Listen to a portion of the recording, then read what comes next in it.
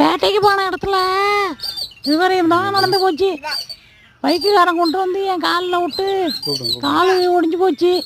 நடக்க முடியாமல் இருக்கிறேன். என்ன பண்ணுறது? மறுபடியும் எப்படி வேட்டைக்கு போகிறதுன்னு தெரியலை. இதுக்கு தான் பெற்றவங்க பேச்சை கேட்கணுங்கிறது. நீ மற்றவங்க பேச்சை கேட்டு கூட்டாளியோட வேட்டைக்கு போய் நீ காலை ஒடிச்சிட்டு வந்திருக்க. நான் சொன்னால் கேட்கவா போகிற?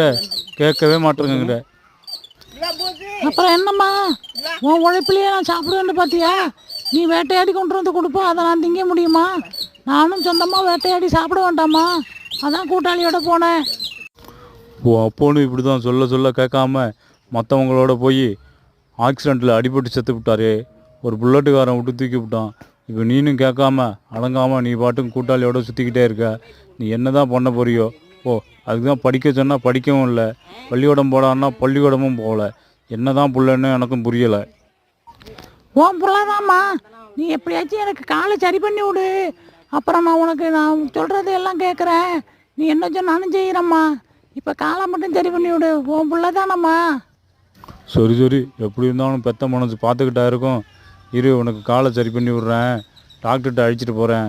உக்காந்துரு, போவோம். உன்னோட ஸ்கூட்டியில் வர பயமாக இருக்குது. ஆட்டோ சொல்லுமா, ஆட்டோவில் போவோம்.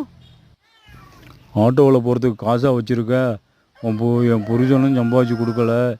4 எலியை பிடிச்சி விற்றானும் காசு கிடைக்கும், அதுவும் கிடையாது. பிடிச்சி தின்னுபிட்டு வந்துடுறீங்க. நம்ம ஜாதிகாரன் கொண்டு வந்து கொடுக்கலாம்ல. சரிம்மா, இனிமேல் பிடிச்சாண்டு தர்றேன். நீ விற்று விடு. எப்படியாச்சும் என் காலை சரி பண்ணி விடுமா.